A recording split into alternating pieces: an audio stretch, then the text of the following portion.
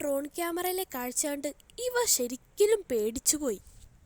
ആ ഡ്രോൺ ക്യാമറയിൽ അവർ കണ്ടത് അവർ രാവിലെ സംസാരിച്ച പെൺകുട്ടിയാണ് അവർ കണ്ടത്. ആ പെൺകുട്ടിയാണെങ്കിൽ അവരെ തന്നെ നോക്കി നിൽക്കുകയായിരുന്നു. എസ്തറും ഇവയും നീതുവിനെ എഴുന്നേൽപ്പിക്കാൻ വേണ്ടി നീതുവിൻ്റെ മുഖത്തേക്ക് വെള്ളം ഒഴിക്കുന്നു. നീതു അപ്പോൾ എഴുന്നേൽക്കുന്നു. നീതു, നിനക്ക് കുഴപ്പമൊന്നുമില്ലല്ലോ? എസ്തർ ചോദിച്ചു.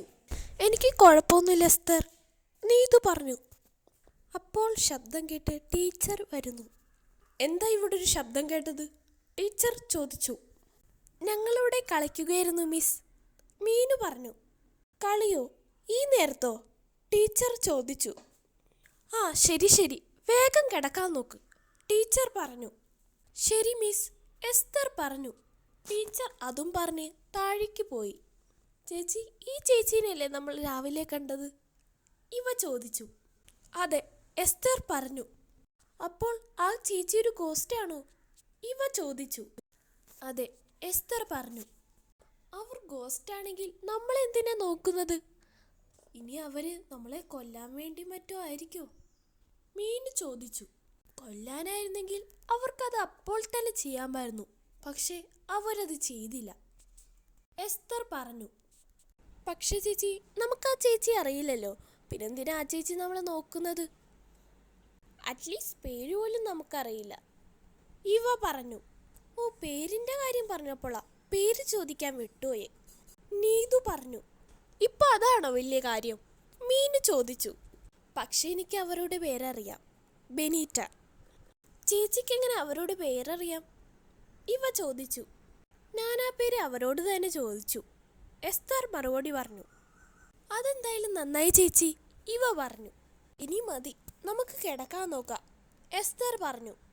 ശരിയാ, കിടക്കാം, മീനു പറഞ്ഞു. അങ്ങനെ അവർ കിടക്കാനൊരുങ്ങി. പിറ്റേന്നായപ്പോൾ അവർ നേരത്തെ എണീറ്റു. എല്ലാം പാക്ക് ചെയ്തു. പിന്നീട് അവർ പോകാനൊരുങ്ങി. അങ്ങനെ ട്രിപ്പും കഴിഞ്ഞു, മീനു പറഞ്ഞു.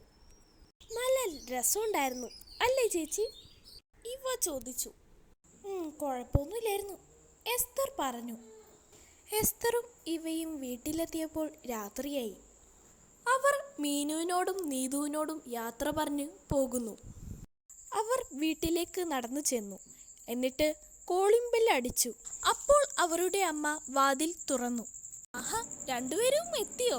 എങ്ങനെയുണ്ടായിരുന്നു ട്രിപ്പൊക്കെ? അവരുടെ അമ്മ ചോദിച്ചു. കുഴപ്പമില്ലായിരുന്നു അമ്മേ, ഇവ പറഞ്ഞു.